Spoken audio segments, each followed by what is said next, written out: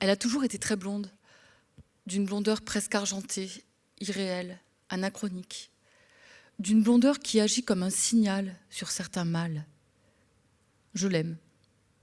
Et c'est parce que je l'aime que sa blondeur m'inquiète, comme m'inquiète son petit gabarit. Elle fait 1,56 m et doit peser 40 kg. J'aurais préféré que sa beauté soit du côté de la vigueur et de l'éclat. J'aurais préféré que sa sauvagerie intimide les prédateurs, qu'ils y regardent à 2 fois avant de s'attaquer à elle. J'aurais préféré qu'elle tienne un peu plus de nous, un peu plus de sa mère, sa carrure, sa foulée altière, son regard qui décourage les importuns et les renvoie à leur médiocrité, et un peu plus de moi, parce que je suis un ogre, alors que notre fille est une biche fragile, une poussette que tout angoisse et que tout déconcerte.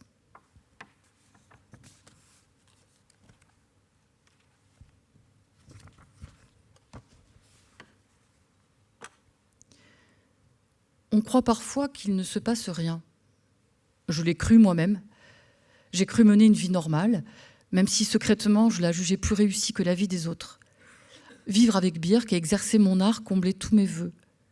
Le succès, quand il est arrivé, n'a été que la cerise sur le gâteau. Mais cette cerise, le gâteau la méritait amplement à mon sens. J'étais douée et je travaillais dur. C'est l'absence de succès qui m'aurait semblé injuste et m'aurait rendue amère. Dans ma folie, j'ai tout pris comme un dû. L'amour, la paternité, les amis, la santé, la reconnaissance du milieu comme celle du public.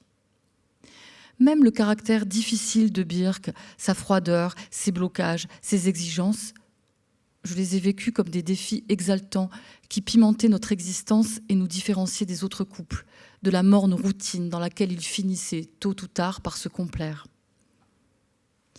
Birk m'obsède. Et cette obsession ne s'est jamais démentie en 30 ans.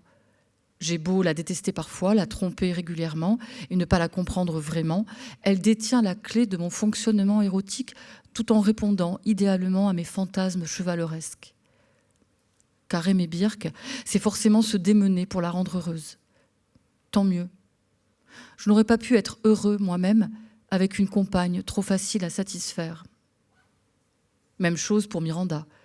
Sans être une enfant difficile au sens où on l'entend habituellement, elle a quand même été très problématique, surtout pour moi.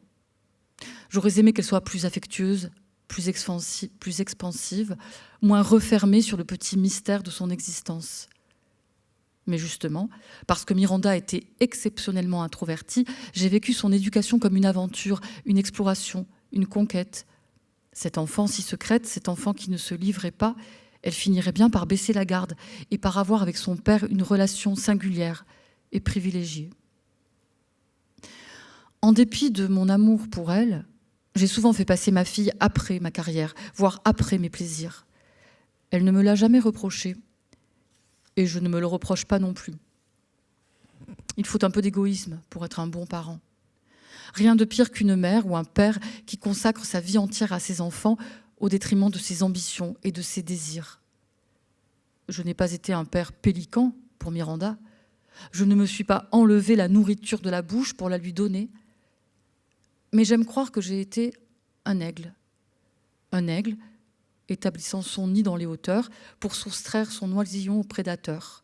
Un aigle déployant ses ailes pour planer dans les airs et surveiller les alentours, quitte à fondre sur les renards mal intentionnés. Swann a beau s'affubler d'un nom de volatile, c'est quand même ce qu'il est, un renard. Il n'a même pas la noblesse du loup. Il n'est qu'un renard pelé et galeux, un renard des villes qui n'a jamais couru la plaine ni coursé sa proie. Miranda s'est offerte à lui avec l'ingénuité d'un faon. Si je n'étais pas là, elle se ferait dévorer toute crue par les crocs branlants de ce pitoyable canidé. Je crois que ce qui m'afflige le plus dans leur histoire, c'est que Swann n'est vraiment pas à la hauteur. Car je ne pense pas manquer d'objectivité en disant que ma fille est exceptionnelle. Et elle l'est d'autant plus qu'elle ne paye pas de mine. Tout le monde se casse le nez sur sa normalité. Birk et moi l'avons fait longtemps, et pour autant que je sache, Birk continue à penser que Miranda est une jeune fille tout ce qu'il y a de plus banal. Mignonne, mais pas renversante. Intelligente, mais pas brillante. Que Miranda soit capable de voir l'avenir, qu'elle puisse se dédoubler, qu'elle soit visitée par les habitants d'un autre monde, tout ça n'est pas encore entré dans le cerveau de Birk. J'ai encore moi-même du mal à y croire. Et encore plus de mal à faire quelque chose de cette révélation, à lui donner un sens qui puisse cadrer avec ma logique cartésienne. Il n'en reste pas moins que la révélation a eu lieu et que je ne peux plus faire comme si ma fille était d'une humanité ordinaire. Sauf que c'est exactement ce que je fais. J'ai beau buter sans cesse sur l'énigme que constitue ma fille, je continue à mener la même existence qu'avant. Je travaille beaucoup, je sors pas mal, je baise Lynn à mes heures perdues, et Birk aussi, plus que jamais.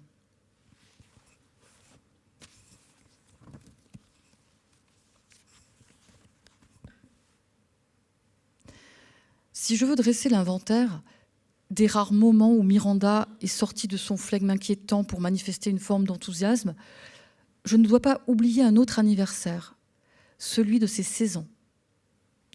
Conformément à ses vœux, nous avons cessé de les célébrer depuis longtemps. Être au centre de l'attention la fait souffrir. Et même si c'est difficile à admettre pour deux histrions comme nous nous sommes résignés à marquer le coup entre nous sans rien organiser de particulier ce jour-là. Pas de fête, pas d'invitation, même pas de repas de famille, ni de goûter dans un salon de thé. Nous la réveillons le matin en lui chantant « Bon anniversaire » et nous lui donnons des cadeaux dans la foulée. Les cadeaux de Birk, aussi poétiques que bien choisis, sont généralement ceux que Miranda préfère, tandis que les miens tombent à plat. Mais tant pis, je m'obstine à lui acheter ce qui m'aurait fait plaisir à son âge, un globe terrestre lumineux, des jumelles pour observer les oiseaux, une corde à sauter qui compte les tours, des talkie-walkie, une montre connectée. Elle me remercie poliment, mais elle ne tarde pas à les remiser dans ses tiroirs. Pour ses 16 ans, Birk et moi avons décidé d'un commun accord de lui offrir des baskets et de lui filer un peu de fric. Au dernier moment, je lui ai aussi acheté un CD, comme ça, sur un coup de tête. Nous sommes en 2014. Les jours du CD sont comptés, mais je n'en ai absolument pas conscience.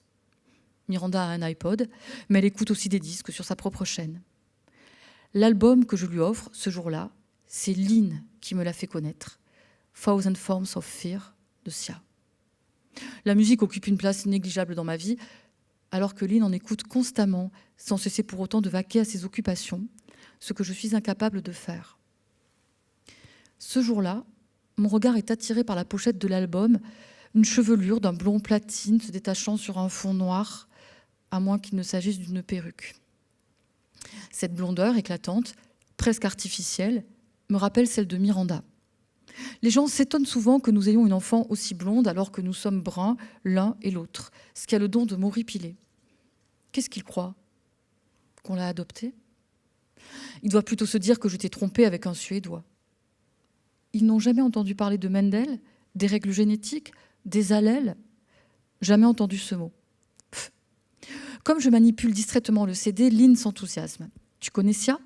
Cet album est génial, je l'ai acheté pour la chanson Big Girls Cry, mais finalement, ça ne parle pas du tout des grosses et c'est tant mieux. Tu as sûrement entendu Chandelier. Ça passe tout le temps à la radio, tu vas voir, c'est magnifique. Elle me met la chanson et paraît illico transportée alors que je reste insensible aux envolées vocales de Sia, comme à la nappe aérienne des violons. Je reste insensible, mais quelque chose me dit que cette chanson peut parler à Miranda, y compris par la noirceur de ses paroles. Le jour de ses 16 ans, Thousand Forms of Fear figure donc au nombre des cadeaux. Ai-je des scrupules à offrir à ma fille un disque conseillé par ma maîtresse? Non, pas du tout. Et si j'en avais eu, la joie de Miranda les aurait balayés. Car le jour même, alors que je m'apprête à partir pour le théâtre, elle se rue sur moi et me serre dans ses bras. « Merci, c'est trop bien, le disque que tu m'as acheté. » Ben dis donc, je devrais t'offrir des disques plus souvent. Tu aimes toutes les chansons? Oui. Tu préfères laquelle? Je sais pas, j'aime tout. Peut-être que ma préférée, c'est quand même Burn the Pages. Et Chandelier, j'ai l'impression qu'elle a été écrite pour moi. Dans ma stupidité, je me contente de lui rendre son étreinte et de me sentir flattée d'avoir touché aussi juste. Pour une fois qu'elle aime un de mes cadeaux, au lieu de me réjouir, je devrais plutôt me demander pourquoi ma fille, de 16 ans, se sent concernée par une chanson qui parle de dépression, d'alcoolisme et de prostitution. Je devrais me demander si sur 1000 formes de peur, elle n'en aurait pas déjà éprouvé beaucoup. Merci Emmanuelle Baya-Mactam. Bonsoir à tous et à toutes. Merci d'être là pour cette rencontre. Donc, on vient d'entendre quelques pages du Club des enfants perdus, votre nouveau livre que vous publiez sous le pseudo de Rebecca Liguieri. Vous nous expliquerez peut-être pourquoi. Chez POL, évidemment, parce que depuis 25 ans, vous publiez toujours chez POL. Le tout premier, c'était Ré de cœur en 1996. Il vient d'être réédité en poche. Mais on va juste citer Arcadie 2018, prix du Livre Inter, qui est adapté au théâtre en ce moment, au théâtre de Belleville. Je conseille à tout le monde. Et puis, La 13e heure en 2022, bien sûr, qui vous a valu le prix Médicis, sous le pseudo de Rebecca Liguieri, toujours chez POL. Il est des hommes qui se perdront toujours en 2020, que j'adore aussi. Et puis le Club des enfants perdus, je les adore tous de toute façon, donc c'est réglé. Voilà, un livre à deux voix. On entend Armand, on vient de l'entendre, c'est le père de Miranda. On entendra Miranda, les voix vont alterner comme ça. Et le troisième personnage, Birk, et Swan, qui est le petit ami de Miranda. J'aimerais juste qu'on reste un petit peu sur cette famille, ces personnages. Comment ils sont arrivés ? C'est lequel qui était là au début, dans votre tête ? C'est Armand et Miranda qui étaient là dès le début, avec, entre autres, déclencheurs du livre, la relecture de La Tempête de Shakespeare, ce face-à-face insulaire entre un père, Prospero, et sa fille, Miranda, d'où le prénom. Donc déjà, il y avait cette idée de me focaliser sur une relation père-fille, ce que je n'ai pas fait du tout, ou pas fait souvent, et de les faire parler tour à tour. Mais pourquoi une relation père-fille ? Qu'est-ce qui vous intéressait là-dedans ? On a souvent vu des relations mère-fille dans les livres d'autrices. Ouais. Qu'est-ce qu'il y a qui vous intéresse ? Alors, bon, déjà, c'est quelque chose qui m'est évidemment beaucoup plus étranger que la relation mère-fille. Mais j'avais dans l'idée de camper précisément une famille beaucoup moins dysfonctionnelle que celle que j'ai campée dans la plupart de mes autres livres. Et donc, j'avais plutôt envie d'un personnage de père positif, aimant, et de décrire cette relation dont je répète que jusqu'à présent, il ne me semble pas en avoir parlé. Mais le point de départ, c'est entre autres La Tempête. La Tempête. Où il n'y a pas de mère. La Miranda de Shakespeare n'a quasi pas de souvenir de sa mère, qu'elle a perdue très jeune. Mais donc vous vous levez un matin, vous dites, voilà, Shakespeare. Non.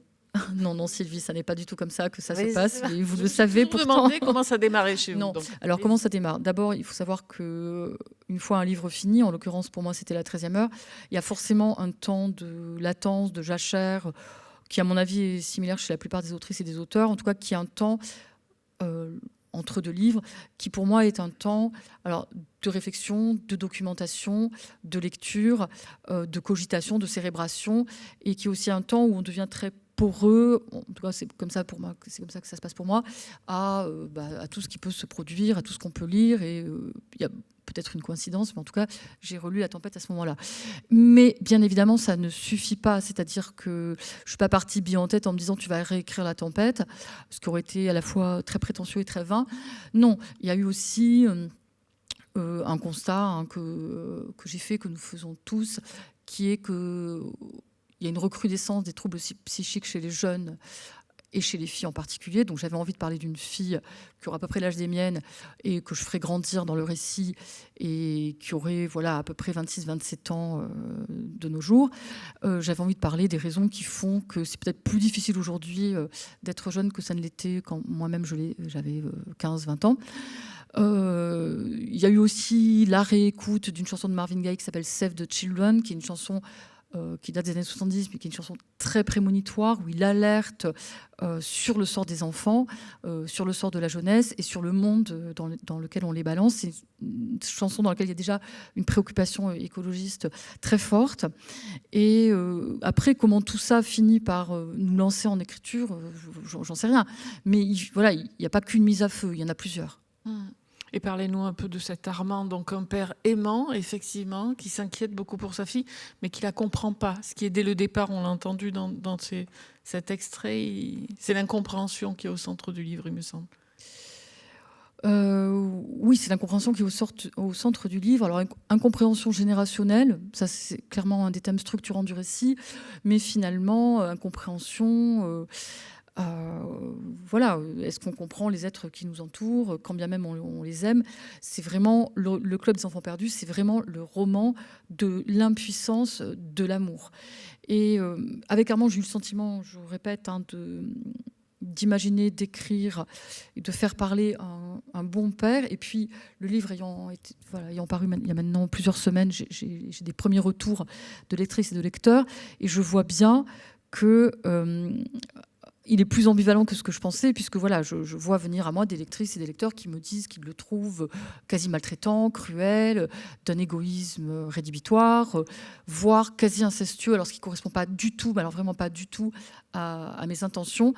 Mais voilà, il faut bien se résigner à ça. On écrit un livre, on y met des choses, et puis on vous en renvoie d'autres. Mais Armand, je répète, il procède de Prospero, le mage de Shakespeare, ce mage dont la magie s'avère inefficace.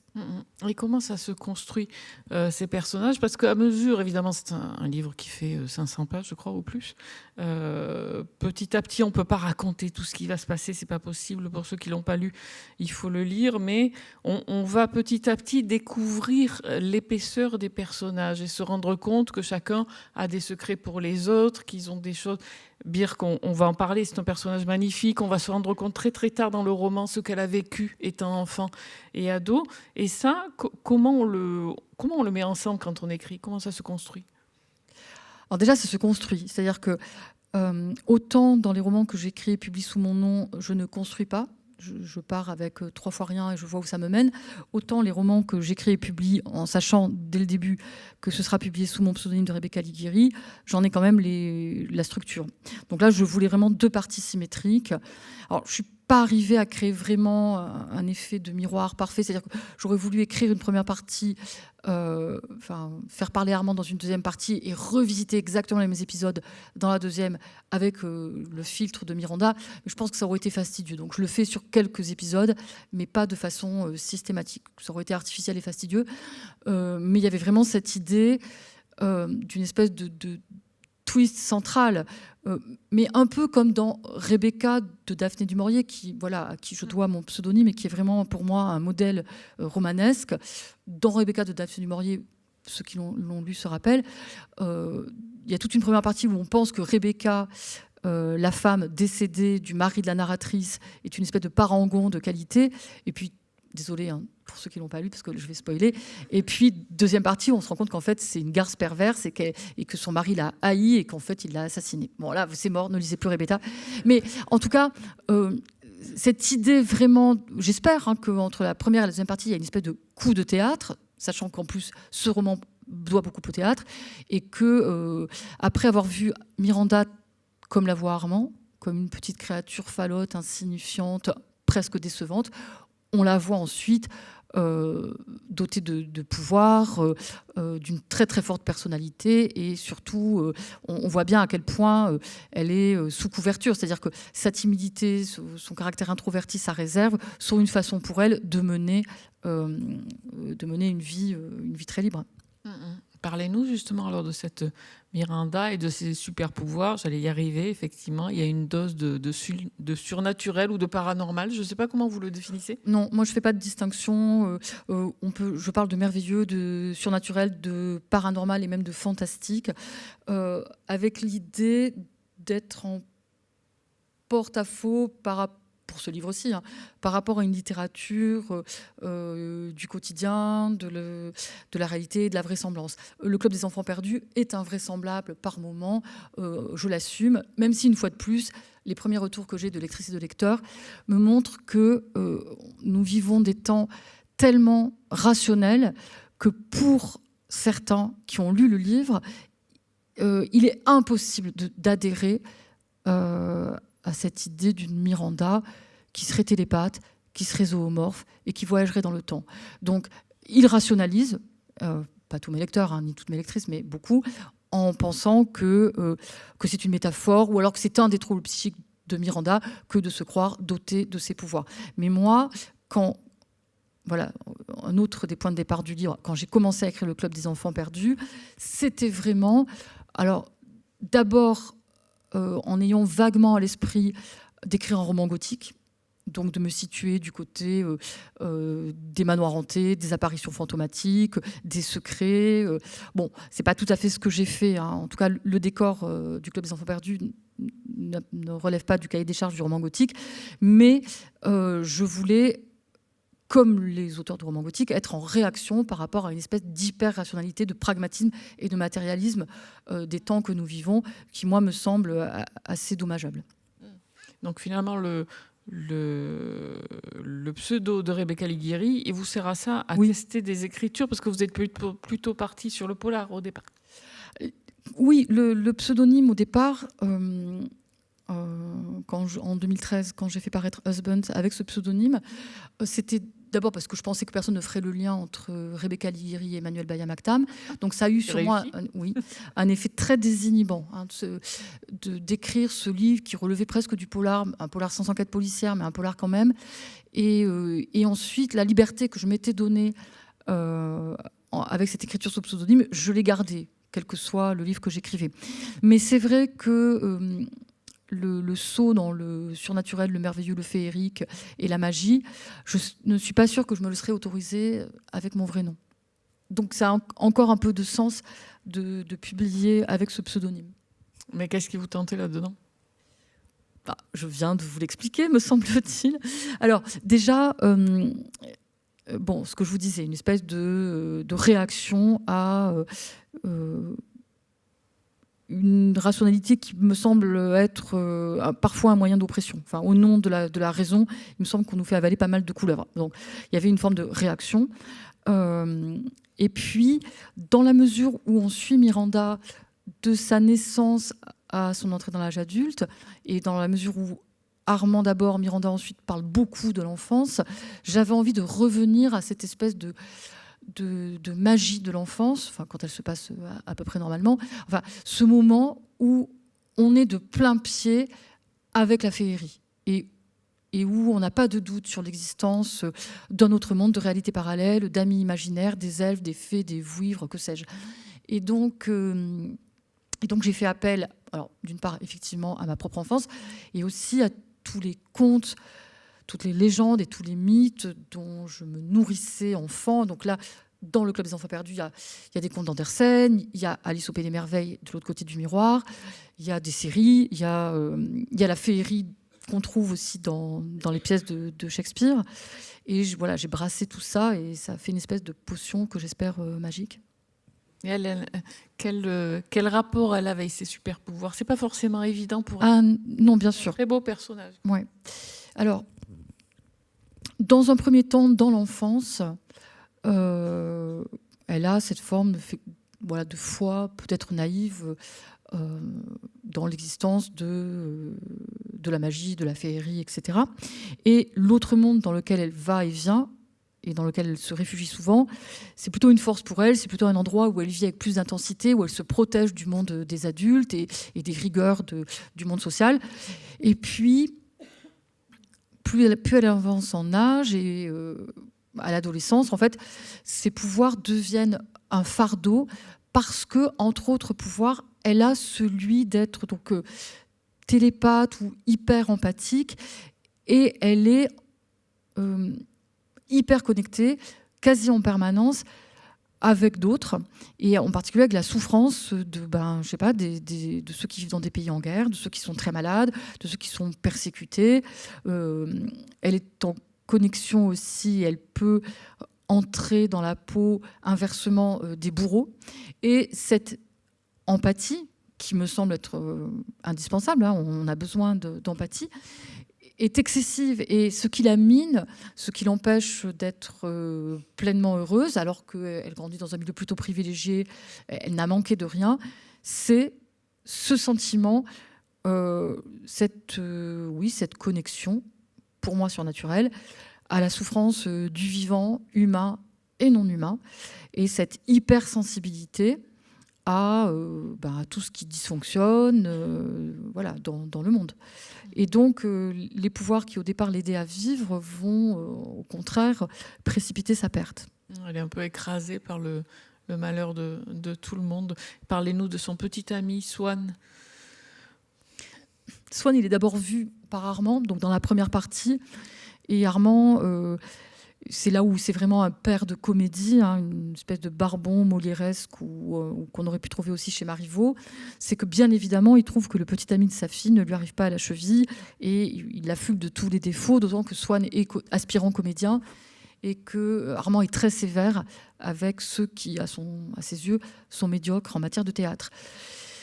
Et ensuite, on aura le point de vue de Miranda, alors, qui n'est pas non plus aux antipodes, hein, c'est-à-dire que Miranda voit Swann, aussi, voit les défauts de Swann, sa mythomanie, son égoïsme, mais elle aspire à avoir une vie de couple, elle aspire à avoir une histoire d'amour intense avec Swann. On comprendra pourquoi c'est Swann et pas un autre, mais ça, je ne peux pas le divulguer. Et je pense qu'elle porte sur lui un regard beaucoup plus bienveillant, un regard presque compatissant, parce que comme elle lit l'avenir, elle sait aussi ce qu'attend Swann. Et donc, autant Armand est sévère, autant Miranda va être bienveillante et tolérante avec Swann.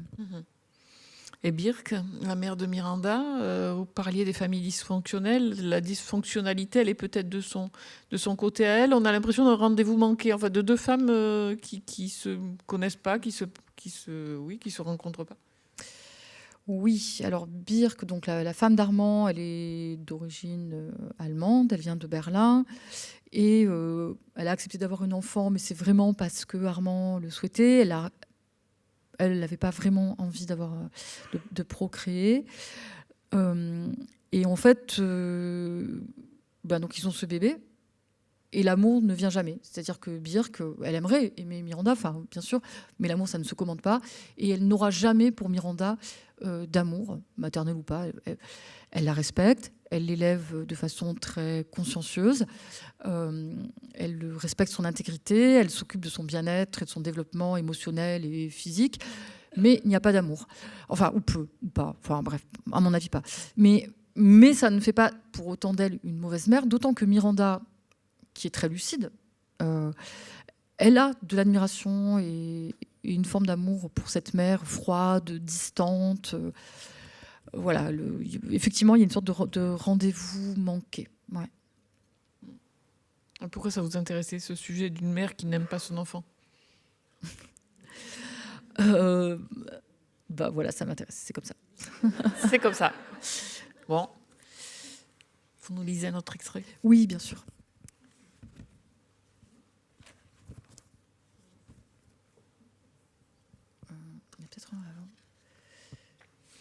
Oui.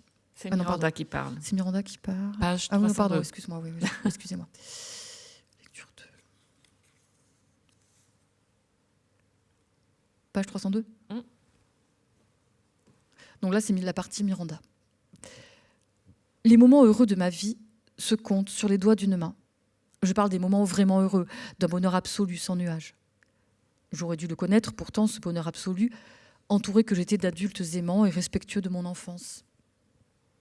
Mais chaque fois que se profilait la possibilité d'une joie pure, une aile noire venait l'assombrir, la conscience de ma déviance et de mon indignité.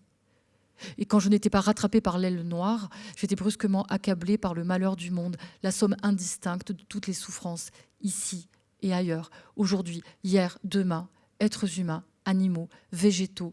Je recevais tout pêle-mêle et je suffoquais. Je me rappelle être venue trouver Armand un jour. J'avais 6 ou 7 ans. C'était trop pour moi. J'étais trop petite, trop démunie, trop faible. « Aide-moi !» Il s'est levé d'un bond, horrifié par l'aspect que j'offrais, mon petit visage convulsé par la souffrance, mes larmes irrépressibles, mes poings serrés.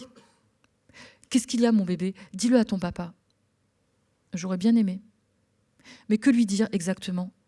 Qu'il m'était difficile de continuer à vivre en sachant que des enfants passaient 10 heures par jour à collecter des déchets dans des décharges, que des migrants mouraient en traversant des mers ou des fleuves, que d'autres arrivaient congelés dans des trains d'atterrissage, que des filles de 20 ans étaient torturées pour un voile mal porté ou que des garçons étaient assassinés parce qu'ils aimaient d'autres garçons.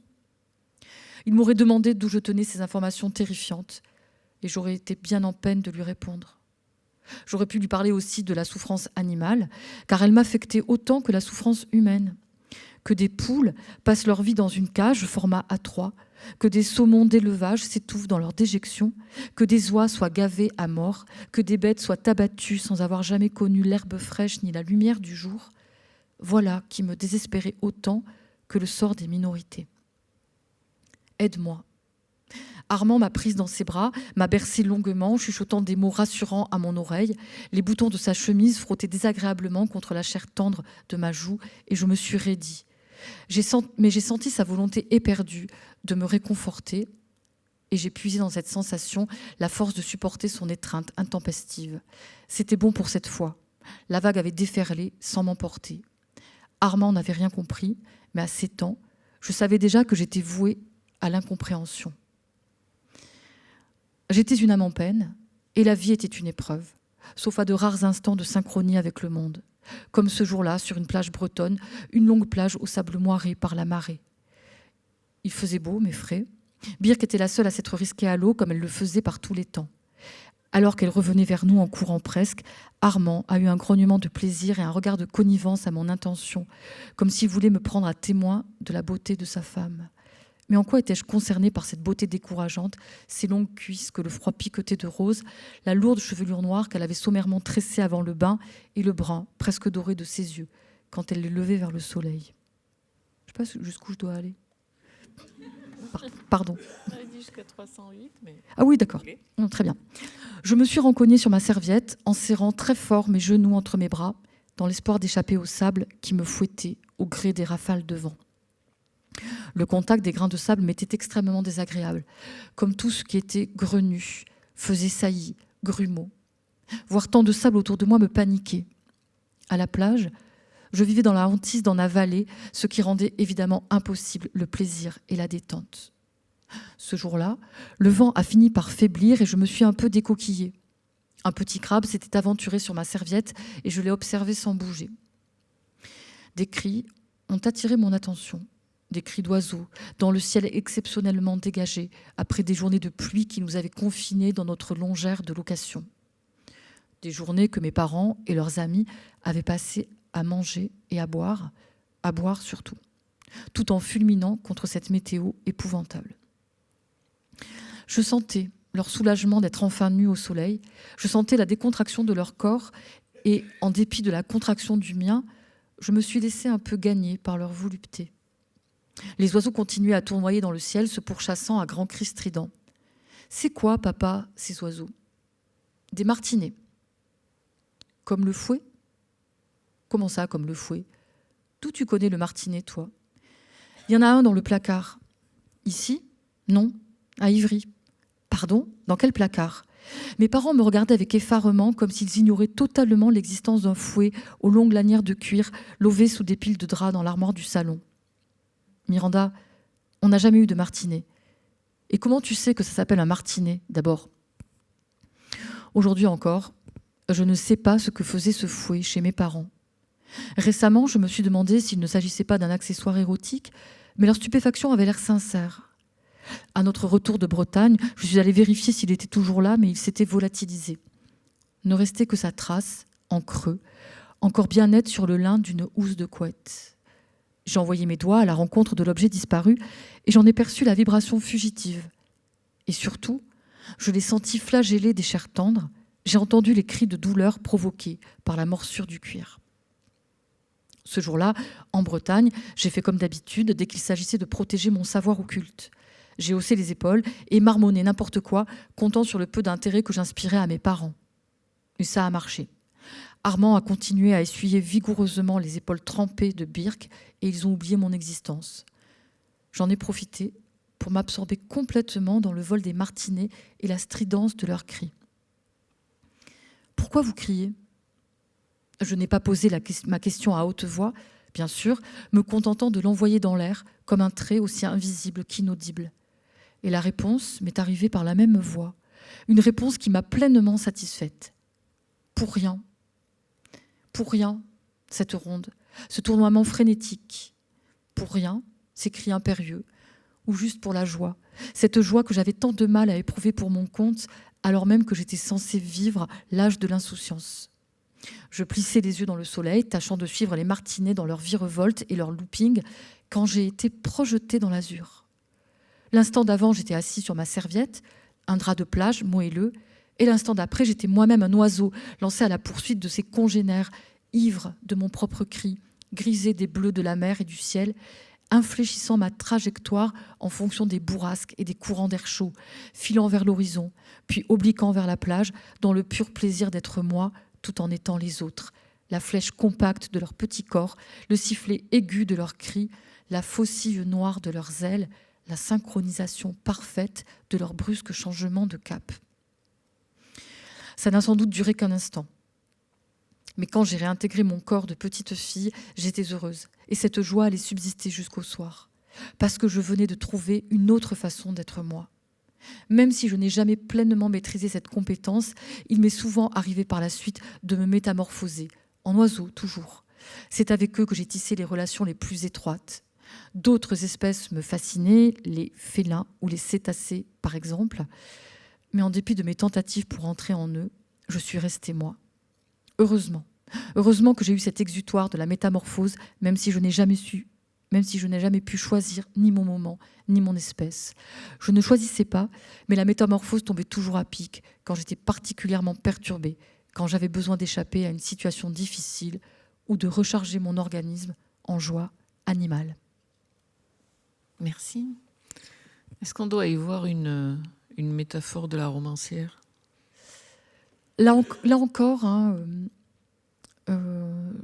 en dotant Miranda de ses pouvoirs, pénétrer un corps d'oiseau, lire les pensées, voyager dans le temps, je ne me suis pas dit que c'était une métaphore de mes pouvoirs d'autrice, mais en fait, oui, bien sûr. Bien sûr qu'on fait ça en écrivant de la fiction, bien sûr qu'on fait ça en écrivant des romans, et en inventant des histoires, on se donne cette liberté de lire les pensées, de voyager dans le temps, et d'être un oiseau si on a envie d'être un oiseau. Donc en fait, même si ce n'était pas très conscient ni très théorisé, aujourd'hui, j'adhère vraiment à cette idée que oui, les pouvoirs de Miranda sont d'abord les miens. Et Miranda, le personnage de Miranda, ça permet aussi de poser un regard sur le monde des adultes, j'ai l'impression.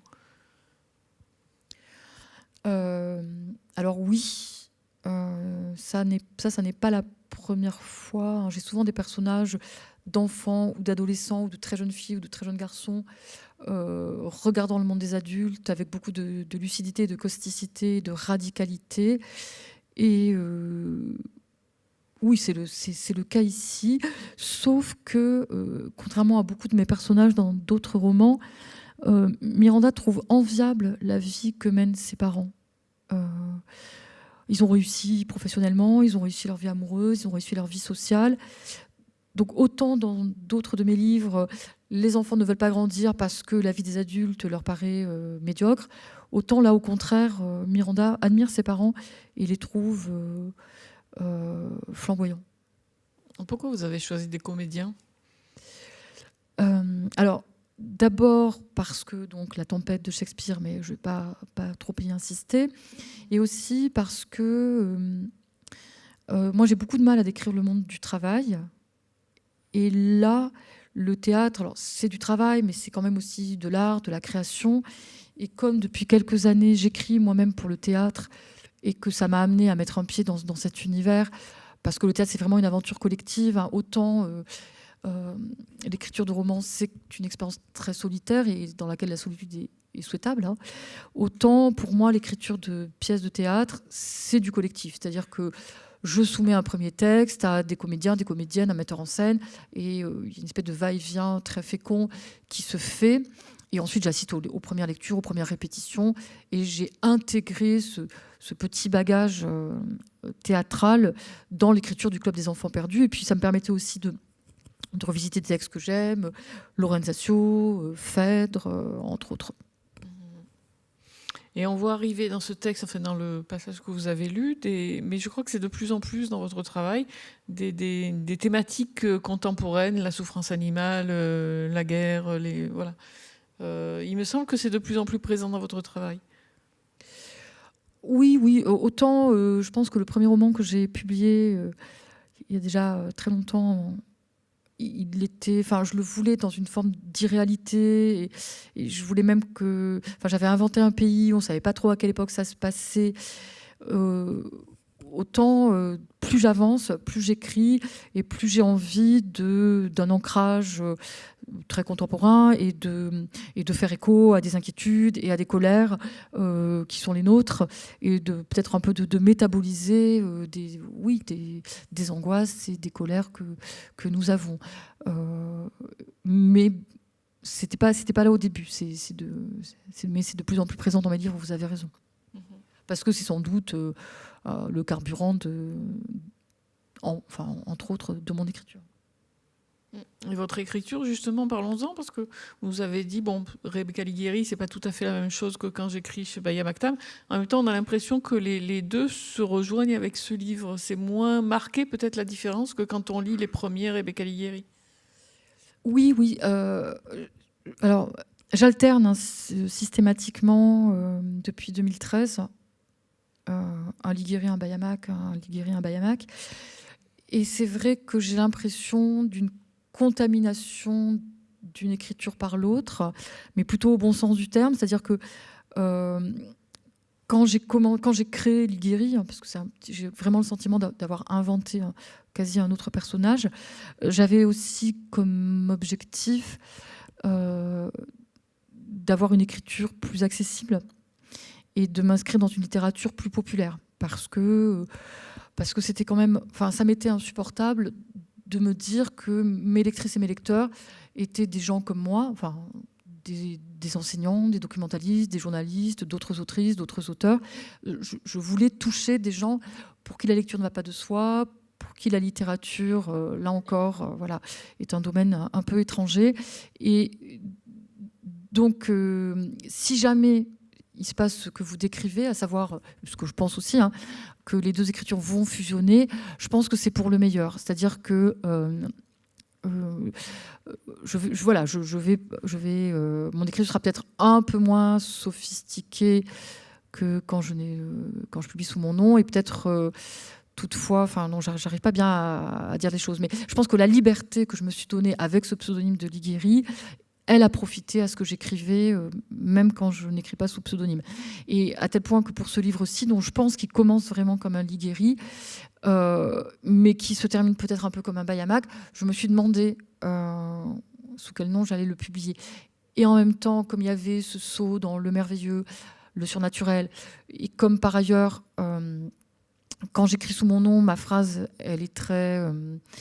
métissée par d'autres phrases, infusée par d'autres phrases. C'est pas le cas ici. Je pense que c'est encore du Alighieri. Jusqu'à quand, je sais pas. Il se peut que ce soit le dernier Rebecca Alighieri que je publie. Ah bon ? Bah oui, si les deux écritures fusionnent complètement, ce serait artificiel et peut-être même un peu mensonger de maintenir une alternance. Mais je vous dis ça, je ne suis pas sûre encore. Ou peut-être créer un autre pseudo pour faire peut-être créer un autre pseudonyme, ce qui ravirait, je pense, mon éditeur. Ouais. Mais en tout cas, on retrouve aussi, c'est vrai que la phrase, elle n'est pas, contrairement à Baya Mactam, elle n'est pas tissée de citations, mais ce livre-là, il y a beaucoup de citations quand même. Alors, oui, c'est-à-dire qu'effectivement, comme Armand et Birk sont des comédiens, il va y avoir... ils vont adapter Mars de Fritz Horn, Feu pâle de Nabokov, ils vont jouer La tempête de Shakespeare, ils vont jouer Laurenatio de Musset, ils vont jouer, Birk va jouer Phèdre à la fin. Mais les citations qu'il y a dans ce livre, elles sont exhibées comme telles. C'est-à-dire que, lisant le roman, vous savez qu'on est dans Racine ou vous savez qu'on est dans Musset. Alors que dans les livres que je publie sous mon nom, il n'y a pas de citation à proprement parler. Il n'y a pas de guillemets, il n'y a pas d'italique. Je ne mets pas le nom de l'auteur au bas de la page. Je remercie un peu tout le monde à la fin, mais c'est tout. Mais c'est vraiment... comment dire... Voilà, je peux, dans une même phrase, citer, mais de façon très allusive et très cryptée, Rimbaud, Nerval et La Fontaine. Certains lecteurs, certaines lectrices vont reconnaître la citation, mais elle va être déformée, cachée, mêlée à ma propre phrase ou mêlée à d'autres phrases. Alors que là, je pense que les choses sont claires.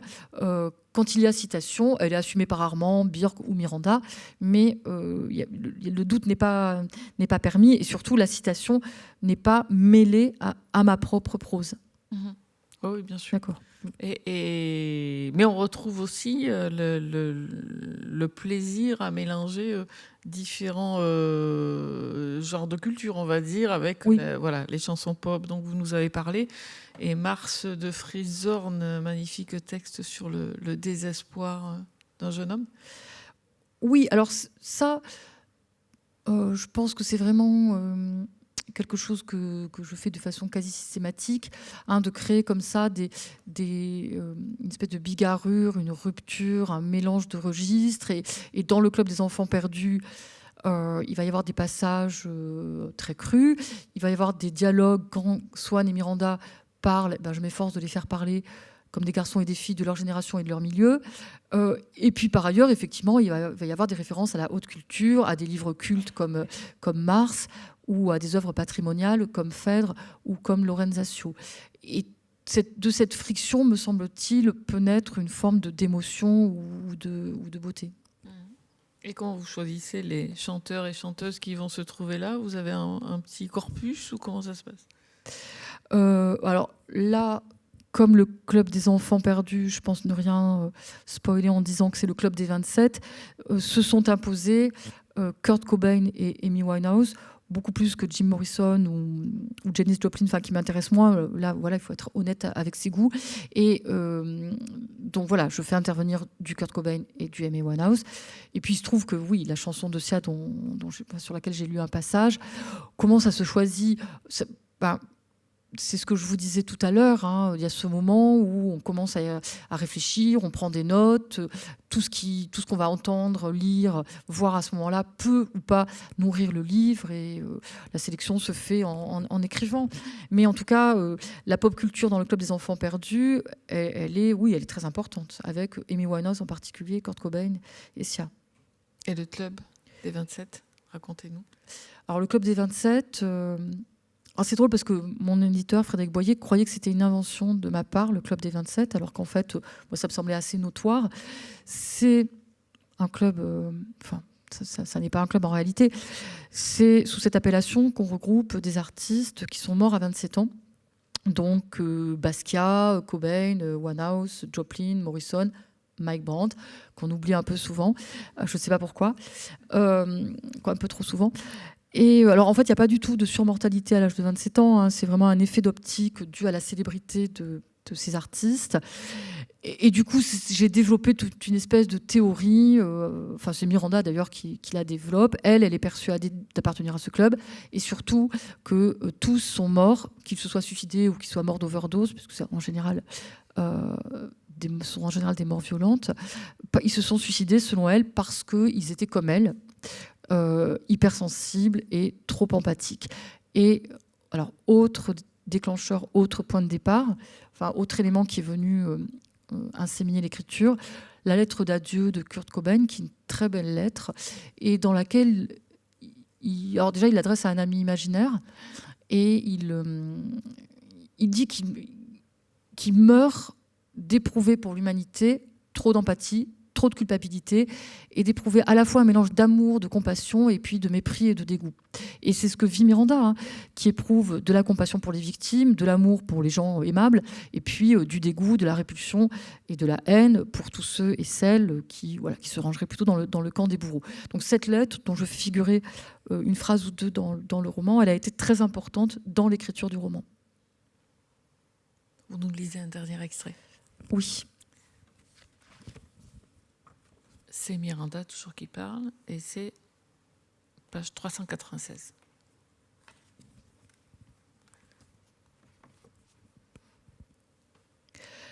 J'avais 20 ans la première fois que j'ai prêté attention aux paroles de Smells Like Teen Spirit. J'avais peut-être déjà écouté la chanson, mais je n'en gardais aucun souvenir. Je ne sais même pas si je connaissais l'existence de Nirvana. Toujours est-il qu'en entendant I Feel Stupid and Contagious, j'ai dressé l'oreille. Je me sentais plus contagieuse que stupide, mais ça me parlait, comme me parlait la voix de Kurt Cobain, cette voix à la fois agressive et plaintive. En quelques clics, j'ai su tout ce qu'il y avait à savoir sur lui, depuis son enfance erratique jusqu'à son suicide au fusil de chasse. Et surtout, j'ai lu sa lettre, sa dernière lettre adressée à un ami imaginaire. Je l'ai d'abord lu en anglais, déchiffrant l'écriture script de Cobain et cherchant à percer le mystère de ses ratures. Puis je l'ai traduite à ma façon et recopiée plusieurs fois, histoire de lui imprimer ma propre graphie, de me l'incorporer jusqu'à pouvoir en réciter des passages entiers. Et enfin, je l'ai comprise, vraiment comprise, jusque dans sa contradiction majeure, sa haine de l'humain et son amour des gens. Cobain était mort d'un excès d'empathie. Ce jour-là, j'ai appris du même coup que j'avais un frère et que je l'avais perdu. J'arrivais trop tard pour le sauver, pour lui dire que j'étais comme lui, trop heureuse, trop sensible, trop traversée par la souffrance des autres, trop torturée par le dégoût et par l'amour que m'inspirait l'humanité, sans cesse contaminée et sans cesse contagieuse. Hello, hello. Je sais pourquoi Kurt Cobain s'est tué le 5 avril 1994. Et c'est pareil pour tous les autres, pour tous les membres du Club des 27. 27 ans, c'est l'âge critique. Si vous tenez jusqu'à 28, vous êtes sauvés. À moins que ce ne soit l'inverse. Parce que si vous tenez jusque-là, c'est que vous avez compris comment être un adulte, comment faire avec les responsabilités, les contraintes, l'ennui, l'amour, l'absence d'amour. Si vous arrivez jusque-là, c'est que vous avez accepté la vie comme un long processus de dépossession et d'affaiblissement. Si vous arrivez jusque-là, c'est que vous avez consenti à la défaite. Bravo, félicitations. Enfant, je pensais qu'il y avait un secret que les grands cachaient aux petits. Le jour de sa divulgation marquait précisément l'entrée dans l'âge adulte. On savait, on était introduit, on avait grandi, et c'était pour toujours. Mais en attendant cette intronisation, on ne comprenait rien et on assistait à tout. Cette suite de renoncements, cette usure, cette débâcle. Je pense toujours qu'il y a un grand secret, une conspiration mondiale pour maintenir les enfants dans l'ignorance de ce qu'est la vie. À moins que ce ne soit un tout petit secret, un truc de prestidigitateur, une manigance, une escroquerie. Ou alors le secret, c'est qu'il n'y a pas de secret et que la vie est aussi moche qu'elle en a l'air. Je n'en sais plus rien. Je suis perdue. Comme Kurt, comme Amy, comme Janice, comme Jimmy. J'ai découvert l'existence du Club des 27 en même temps que celle de Nirvana et je me suis plongée passionnément dans la vie et l'œuvre de tous ces morts, avec très vite une prédilection pour Basquiat, Cobain et Winehouse. En quelques semaines, je me suis enfilé tout ce que le net détenait à leur sujet. J'ai tout lu, tout vu, tout écouté d'une traite. Je suis devenue moi-même une mine d'informations les concernant et j'en suis arrivée à la conclusion que tous les trois étaient comme moi, des freaks, des mutants, des égrégores. Comme moi, ils avaient entendu des voix, perçu des auras et des vibrations. Comme moi, ils avaient vécu des expériences d'empathie totale avec des étrangers. Comme moi, ils avaient senti se dissoudre les frontières de leur être et s'étaient douloureusement recomposés de ce côté-là du miroir, chaque voyage ébréchant un peu plus leur psychisme. On les avait crus fous, dépressifs, bipolaires. Mais si mon diagnostic était le bon, ils n'avaient eu aucune pathologie mentale. Au contraire, ils avaient été plus richement doués que les autres et avaient bénéficié de pouvoirs paranormaux. Mais ces pouvoirs, j'étais bien placée pour le savoir, s'étaient avérés un fardeau plutôt qu'une bénédiction. Ils avaient tenu 27 ans, et c'était déjà pas mal. 27 ans d'extra-lucidité, ça vaut 100 ans d'aveuglement dans la vie des individus lambda. À 27 ans, ils étaient déjà usés, grillés, terminés. La toxicomanie n'entrait pour rien dans leur déchéance, et encore moins dans leur mort. Ils seraient morts sans l'aide de l'alcool et des drogues. Même la Remington de Cobain était superflue. Ils étaient programmés pour durer 27 ans, pas plus. Contrairement à eux, je n'étais pas une artiste. Je n'étais pas capable de toucher les gens par ma voix, mes mots, ma musique, ma peinture. Mais à quoi leur avait servi cette créativité si ce n'est à précipiter leur combustion ? J'avais 20 ans, j'ai affiché le skull de Basquiat au-dessus de mon lit et je me suis couchée. C'était moi, ce crâne. C'était mes nerfs à vif. C'était la fragmentation et la décomposition de mon esprit. C'était ma façon d'être en vie et c'était déjà une façon d'être morte. J'ai pleuré pendant des jours et des jours, incapable de me relever, incapable de raccrocher le cours de mon existence, incapable de penser à autre chose qu'à cette échéance terrible. J'aurais pu me secouer, me reprendre en main, obéissant ainsi aux injonctions de mes parents, persuadée que tout s'arrangerait avec un peu de bonne volonté. Mais qu'est-ce que la volonté avait à voir avec mon appartenance au club des enfants perdus? J'écoutais Nevermind et Back to Black sans discontinuer. J'enquillais les vidéos de Cobain et Winehouse, épuisant tantôt le réconfort de ne plus être seul, tantôt le désespoir de les voir se détruire sans rien pouvoir empêcher. Les images du dernier concert d'Amy à Belgrade me rendaient littéralement malade. De tous ces gens qui l'aimaient et criaient son nom, pourquoi ne s'en était-il pas trouvé un seul pour bondir sur scène et la soustraire au lynchage? Elle était là, visiblement contre son gré, à tituber, à rajuster maladroitement l'échafaudage ténébreux de son chignon, laissant ses choristes se démener dans leur smoking rose et le public reprendre « You know I'm no good » en chœur. Elle était là, dans sa robe jaune et noire, à imprimer bambou, offrant le spectacle pathétique de ses petites jambes nues et des bras qu'elle grattait frénétiquement ou ramenait contre sa poitrine en une vaine tentative de se donner un peu de réconfort. Et quoi? Personne ne s'est dit qu'elle avait donné assez de chair en pâture. Personne n'a lu dans son regard qu'elle était complètement paumée. Personne n'a eu l'idée de tirer le rideau sur le naufrage de sa jeunesse et de son talent. Non. Elle était là et personne n'a eu pitié d'elle. C'est magnifique ce passage. Mais c'est marrant parce qu'on parle toujours de votre travail comme un travail, on parle toujours de transgression parce que vous parlez de sexualité, de fluidité des genres, etc. Moi, ce qui me frappe quand même là, c'est poignant. Et il me semble, mais je me trompe peut-être, que ça relie, celui-là, il est relié au tout premier livre qui était aussi, je l'ai relu il n'y a pas longtemps quand il est sorti en poche, et qui a comme ça cette tonalité de désespoir. Non ? Si. Alors, Ray de cœur, que j'ai publié en 1996, je crois que ça commence par je ne savais pas que la vie serait aussi triste. Donc, effectivement, oui. Effectivement, c'est pas très gai. Oui. Et le Club des enfants perdus ne l'est pas davantage. Alors, moi, j'aurais pas fait le lien entre ces deux livres. Et en même temps, à chaque fois, il est question d'enfants perdus. Donc, vous avez tout à fait raison d'établir ce parallèle entre deux textes. Mais c'est plus difficile d'être jeune aujourd'hui qu'en 96 ?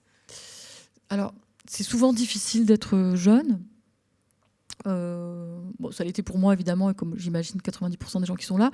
Mais quand moi, j'avais 15 ou 20 ans, certes, j'étais aux prises avec des difficultés émotionnelles qui m'étaient propres et qui tenaient effectivement à cette adolescence et à cette entrée dans l'âge adulte. Mais j'avais quand même l'impression qu'on allait collectivement vers moins de guerre, moins de racisme, moins d'homophobie, plus d'écologie. Et je ne pense pas que la génération Z, enfin les jeunes gens d'aujourd'hui, puissent partager ce sentiment. Et je pense que leur trouble personnel se double d'une grande angoisse quant au sort de l'humanité, hein, pour parler de façon un peu grandiloquente. Et que ça explique sans doute la recrudescence de dépression, de pensées suicidaires et de troubles psychiques dont je disais tout à l'heure qu'elle m'avait un peu lancé dans l'écriture de ce club, enfin de ce récit. Et aujourd'hui, vous travaillez sur quoi ? Alors oui, effectivement, j'ai déjà en projet, mais très lointain, un autre roman dans lequel je reprendrai un personnage qui est déjà apparu dans d'autres livres, qui s'appelle Sharon, et qui est un de mes personnages récurrents. Donc je pense qu'elle sera très centrale dans le prochain livre.